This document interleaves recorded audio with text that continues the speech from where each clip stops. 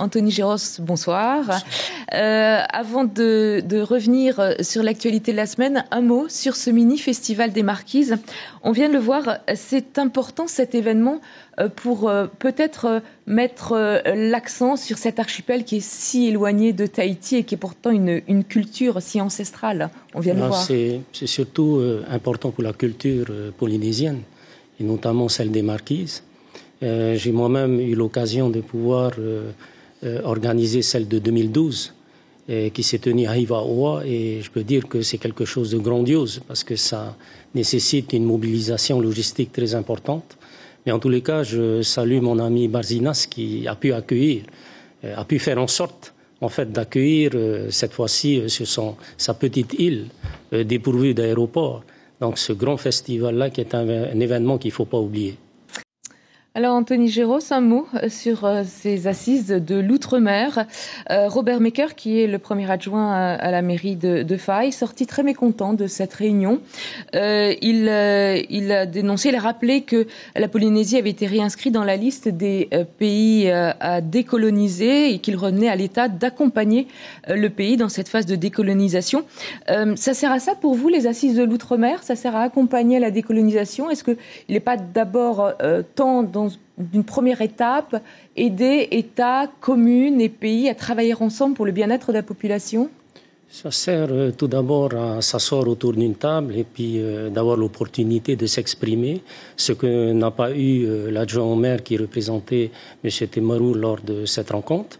Ensuite, ça sert à faire avancer les choses. Mais il y a des choses qui ont déjà avancé depuis le 17 mai 2013. C'est la réinscription de ce pays. Et là, la France refuse d'accepter de s'asseoir à la table de négociation à chaque fois que la 4e commission des Nations Unies se réunit, tous les ans.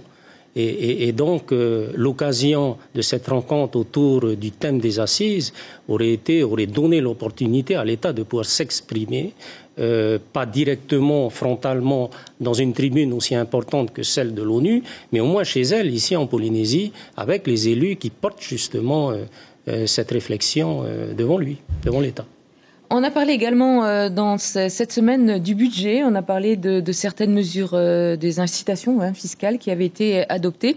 Plus largement, donc le budget a été adopté à l'Assemblée. Vous parlez, vous, d'un budget électoraliste, vous dites que c'est du saupoudrage, tout ça. Vous n'êtes pas de toute évidence très satisfait des orientations. C'est le dernier budget du mandat. Donc en fait, c'est plutôt le temps de faire le bilan des 5 ans. Et en faisant le bilan des 5 ans, on s'aperçoit qu'au niveau fiscal, le prélèvement a augmenté de 20 milliards. Et donc, c'est relativement important. C'est un focus sur cette augmentation qui aurait été intéressant pour animer le débat de la journée lorsque nous avons abordé le budget, mais malheureusement, on ne l'a pas eu. Et dernièrement, lorsque la séance a été reconduite, on nous a servi une exonération sur des godasses et des fringues. Ça ne tient pas la route, alors qu'une étude sur le budget des familles a eu lieu, oui, et que cette étude tend à apporter des chiffres qui sont avérés sur la nécessité de baisser ce que représente la dépense la plus importante d'une famille, à savoir ses dépenses de consommation alimentaire. Avec 1,8% prévu d'augmentation de croissance cette année, le pays se porte plutôt bien? C'est ce que disent ceux qui dirigent le pays dans l'exposé de leurs chiffres, des indicateurs.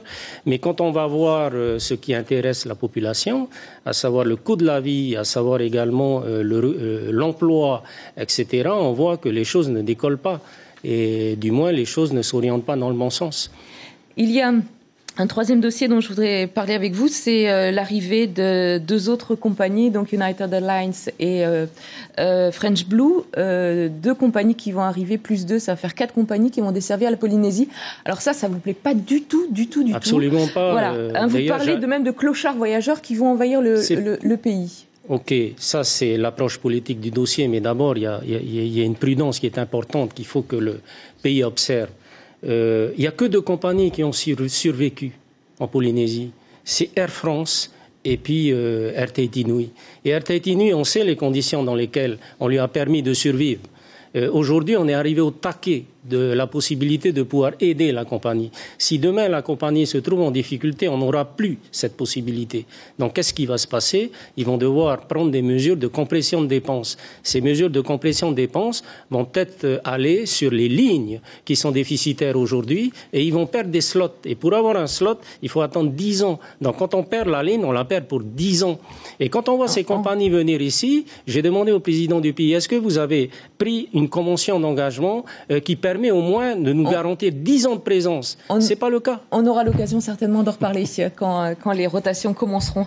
Anthony Géros, merci d'avoir accepté notre invitation. Permettez que je puisse adresser à l'ensemble de la population de Polynésie mes vœux. C'est l'occasion ou jamais, donc j'adresse à toute la Polynésie un joyeux Noël et puis meilleurs vœux de fin d'année.